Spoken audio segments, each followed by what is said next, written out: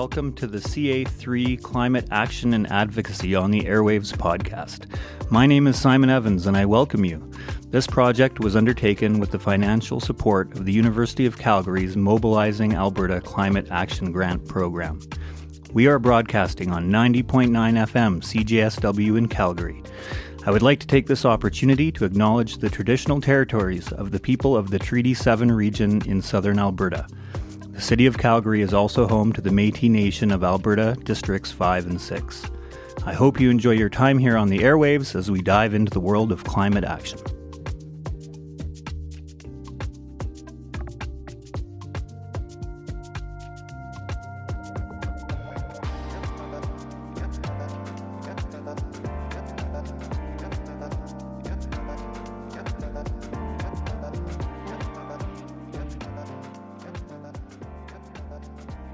We live in a historical moment marked by a lot of uncertainty about the fate of planet Earth.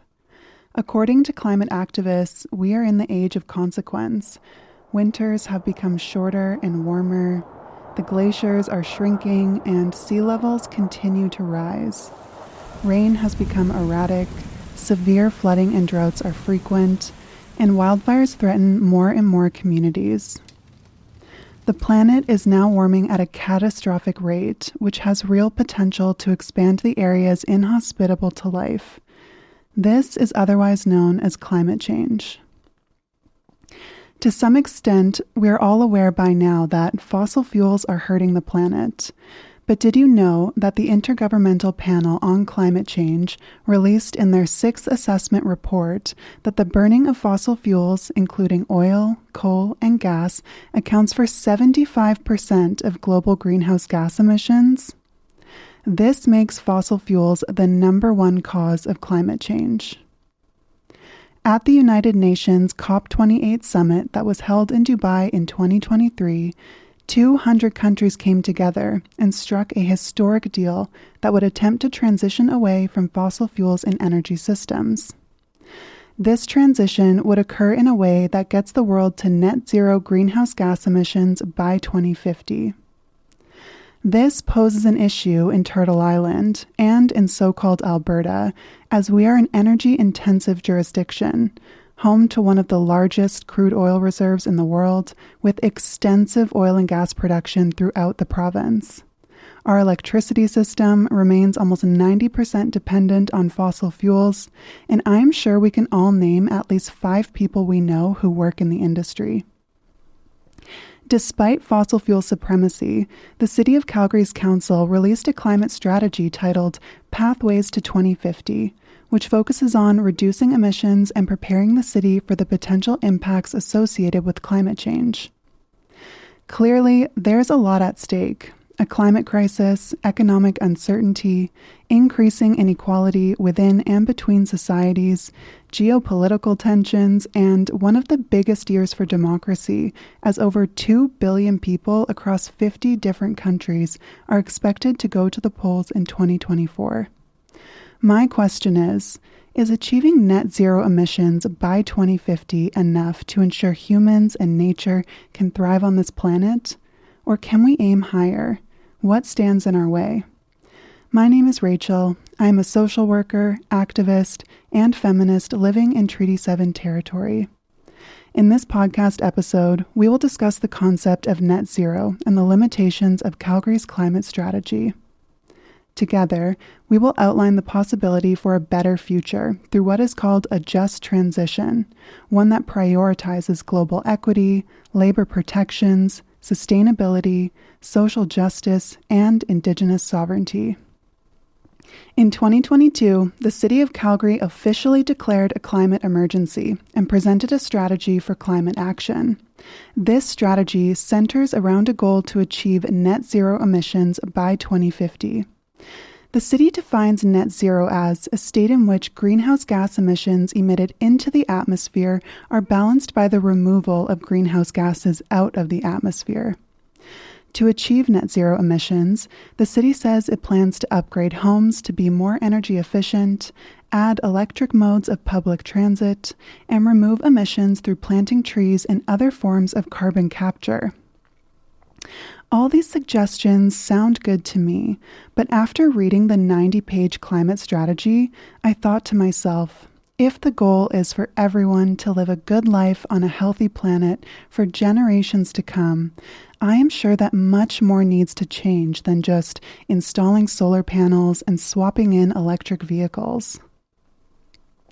A whole 2 years after Calgary released its climate strategy, the city has made little progress on reducing emissions. After doing some research, I felt a little duped when I learned that net zero emissions does not mean bringing emissions down to zero. That is because net zero refers to a set of policies that aims to compensate for continued emissions with projects that absorb carbon elsewhere. These policies are supposed to help remove the extra emissions through what the City of Calgary promised, planting trees and electric vehicles, but also costly carbon capture and storage technologies. So here's the thing. Figuring out if we're really hitting these net zero goals is tough. So is proving the full efficacy of these carbon offsetting measures. The Canadian Centre for Policy Alternatives warns that over the past 20 years, discussions about carbon offsets and carbon trading still offer no solid solution to show how emissions are actually being dealt with in a transparent manner. Yet billions of dollars are being funneled into these false solutions. The Alberta government is currently financially supporting 6 of the country's largest oil sands companies through a $16 billion carbon capture project.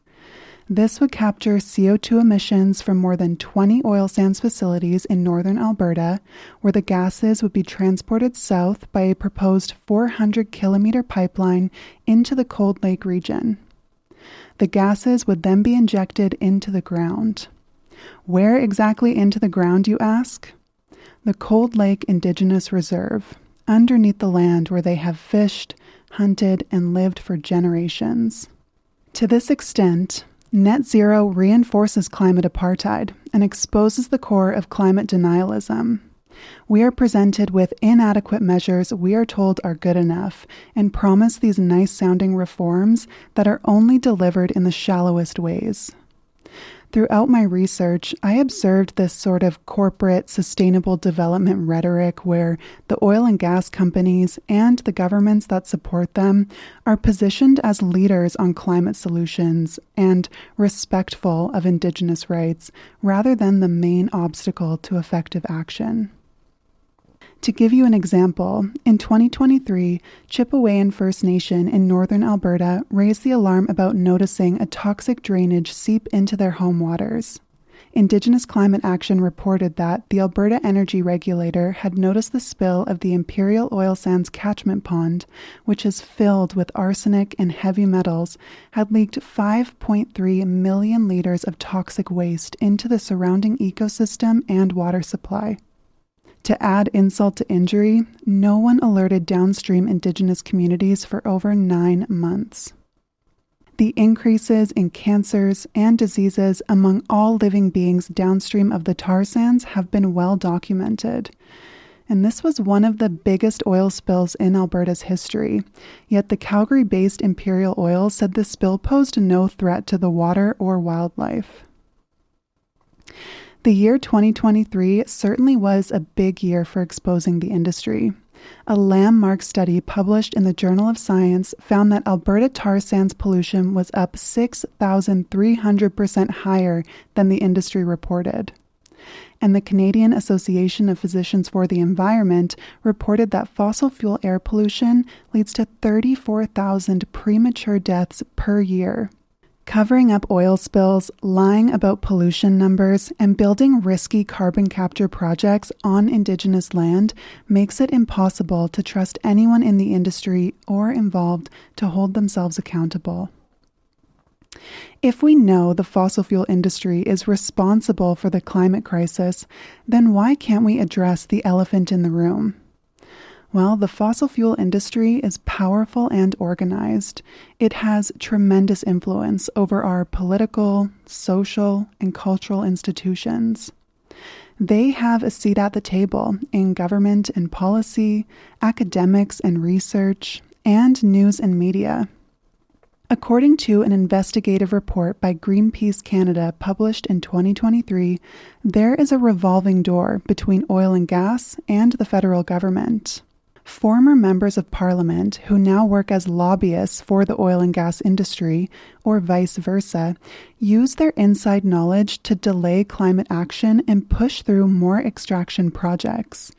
Greenpeace Canada called out Calgary's own Greg McLean, newly appointed Conservative MP from Calgary Centre, for taking 6 meetings with oil and gas lobbyists after arriving in Ottawa.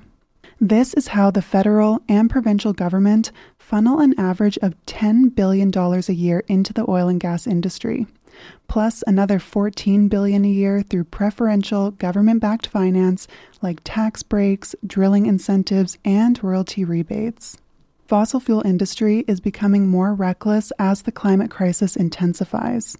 In an insatiable appetite for wealth and power, the industry is absolutely willing to sacrifice the water, the trees, the air, our health, and our future. Perhaps the most sinister thing the fossil fuel industry has done is limit our imagination about what our societies and economies can look like without them. How often have you heard, there's no money to fund renewables, healthcare, or social services, that we must use government surpluses to pay off elusive debts, or how capitalism is the only economic system that works? To this I ask, who is the system working for? As a social worker in Alberta, I see how the system does not work for most of us. I see a crisis of mental health, homelessness, food insecurity, loneliness, and isolation. I see youth attending school while working 2 jobs to support their parents.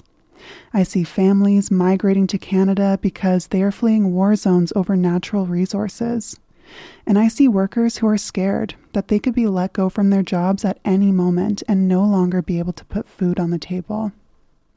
Indigenous sociologist Angel Aluk suggests that as the world shifts to decarbonization, we have an opportunity to do things differently.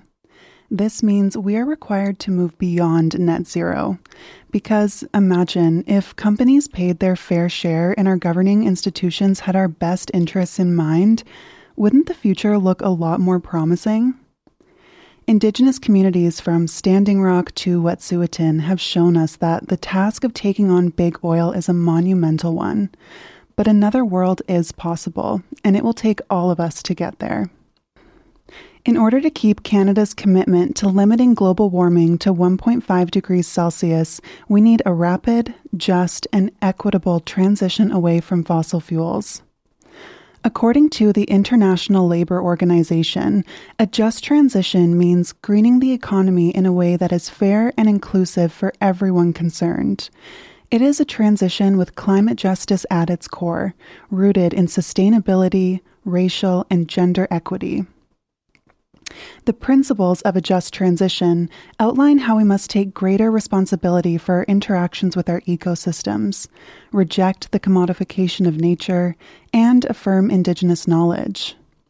A just transition would create alternative livelihoods envisioned by all stakeholders, which are humane and equitable. It shifts economic control to communities. It advances ecological restoration and relocalizes most production and consumption, which reduces our carbon and water footprint. Most importantly, a just transition redistributes wealth so that the top 1% do not retain the majority of profits. While talking with folks in Calgary, I quickly learned that a just transition is a taboo topic. Some workers say they know a transition is coming and fear their jobs are at stake. One energy employee told me Enbridge needs to save $350 million this year and has told their Calgary employees to expect rolling layoffs starting in March. For some industry workers, there is a sense that a changing world is leaving many behind and favoring others, which is giving rise to angry populism in Alberta. Some blame liberal elites, tree-hugging hippies, and socially marginalized groups, and it seriously impacts the ability to have an honest debate or discussion on the issue. While conducting my research, I discovered that many conservative MLAs in Calgary actually have statements on their websites opposing a just transition, citing the 2015 phase-out of coal as an example of how the government failed industry workers. While the Alberta NDP was in power in 2015, they made the bold move to phase out coal and energy systems by 2024. There were approximately 20 municipalities and First Nations impacted by the coal phase-out, most of them in rural communities. Overall, the preferential treatment of energy corporations in Alberta's coal transition reflects the political economy of our province's energy market. Alberta is almost wholly dependent on a handful of private firms for an essential service, which ensured they had significant leverage in their negotiations with the provincial NDP government at the time. Private, for-profit fossil fuel companies will never be okay with scaling back their production, and they will do whatever they can to get governments on their side. Not only did power companies secure generous compensation and lenient terms for the coal phase-out, but they were also guaranteed the right to convert most coal-fired generators to gas. Coal-to-gas conversion is more economical and profitable in the short term because it requires less new infrastructure than installing the equivalent capacity in renewables. If Alberta's power plants were owned by a public utility, as they are in most other provinces, the government would have had more latitude to pursue a complete fossil fuel phase-out. In Alberta, opposition to the coal phase-out has manifested in two distinct ways. On the one hand, the policy has entrenched resistance to climate action and stoked support for populist politicians, mostly from conservative parties. On the other hand, for those workers and communities that accept the environmental necessity of ending coal power, the policy has spurred demands for more active government support to workers throughout the transition. Despite the unjust coal transition, a survey conducted by Iron Earth in 2022 found that 80% of fossil fuel industry workers are interested in skills training and development for jobs in renewables. The lesson from the coal phase-out is to make sure that the changes needed are accessible to the people who need them the most, not energy companies. This is paramount in a just transition. Here's what a just transition could look like in Alberta. The first goal is to expand Alberta's clean energy economy. The provincial government would need to implement retraining initiatives to support good jobs and vibrant communities by targeting investments in the sectors facing the most challenging transitions. Environmental reclamation of abandoned wells and tailing ponds, retrofitting homes and businesses, and digging oil pipelines out of the ground is going to create a lot of green jobs. Ensuring these jobs are paid well and raise up leadership from racialized and indigenous communities is key. The second goal is to build a clean electricity grid using wind and solar power, focusing on interregional transmission and securing access to affordable energy in rural, remote, and indigenous communities. While talking with folks about a clean grid, the main argument I heard was that solar and wind cannot meet even half of Calgary's energy demand. This might be true. However, we do not want to meet this jacked up energy demand, and there are ways we can ensure drastic energy conservation. In Sacred Earth Solar's Just Transition Guide, they emphasize the importance of reducing our energy demand through solutions such as LED light bulbs, which use up to 80% less electricity than traditional bulbs. There are also programmable thermostats, energy-efficient appliances, and heating system retrofits such as air source heat pumps and biomass heating, which is also more affordable, especially for remote communities. Currently, our system loses 60% of the energy from the point of origin to the end point of consumption. Reducing our energy demand through conservation and implementing a clean grid focusing on regional capacity will actually be much more efficient. The third goal is to organize to make utilities, transportation, and housing free and accessible for everyone. While talking with one energy worker, he told me that renewables will never take off because they are not profitable. I responded to him by asking, in places like Calgary, where temperatures reach minus 30 degrees, should we make money off people heating their homes?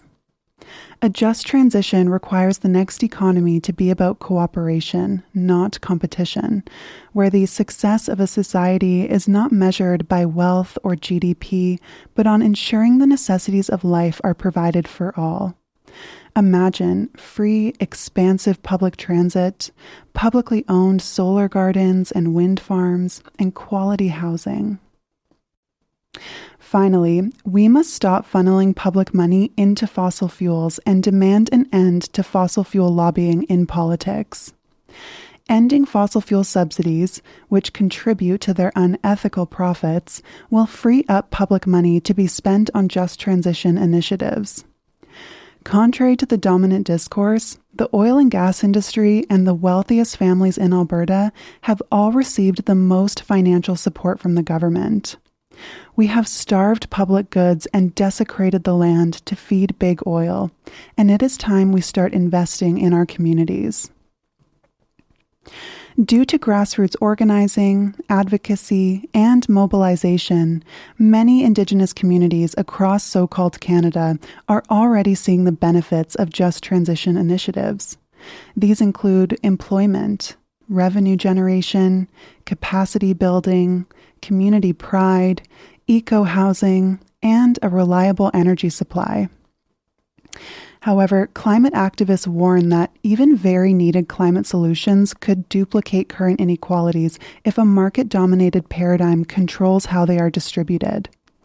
Right now, our policies are setting us up for a future where renewable energy is only available for those who can pay for it. Green energy jobs are precarious and underpaid, and mining expansion for lithium and other metals used for electric batteries and storage leaves Indigenous communities in the global south to deal with pollution and human rights violations.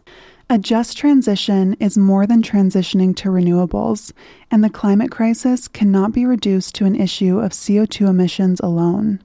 It is about repairing relationships.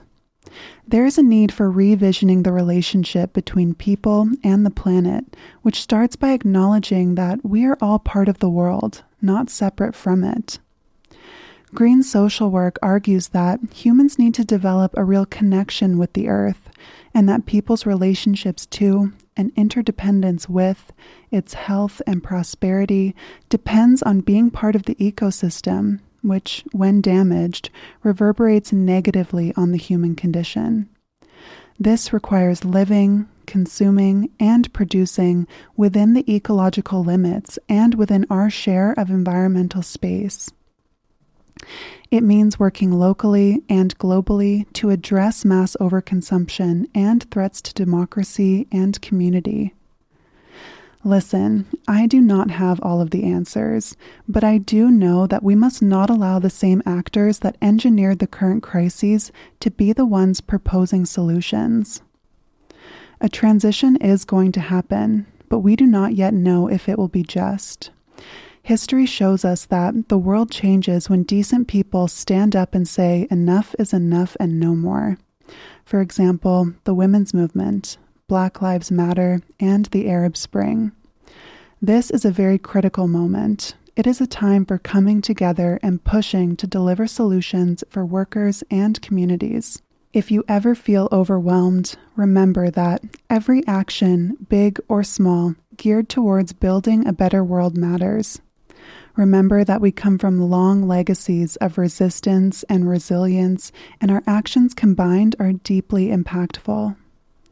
In a just transition, we must collectively agree that the success of one does not have to come at the expense of another. So I leave you with this. Imagine a world free from human supremacy over the environment, a world free from genocide, ecocide, colonial occupation, war, and all forms of calculated cruelty. A world without police, militaries, and borders, where we invest in care, education, health, and healing. Imagine a world where we feel grounded, held, and safe in our bodies, where we are free to nurture our talents and connect with our purpose. A world with dignified work and a balance between all of our responsibilities, where teachers and mentors guide us. Imagine a world where all beings can thrive together, whether they have legs, roots, fins, paws, or wings. Here's to doing everything we can to bring this world to fruition.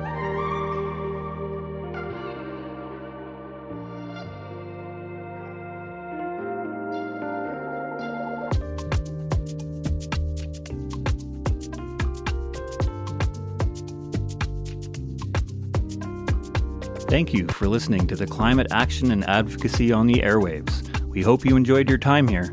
This project was undertaken with the financial support of the University of Calgary's Mobilizing Alberta Climate Action Grant Program. We are broadcasting on 90.9 FM CJSW in Calgary. I would like to take this opportunity to acknowledge the traditional territories of the people of the Treaty 7 region in southern Alberta. The City of Calgary is also home to the Métis Nation of Alberta, Districts 5 and 6. Thank you, and I hope to catch you on the airwaves soon.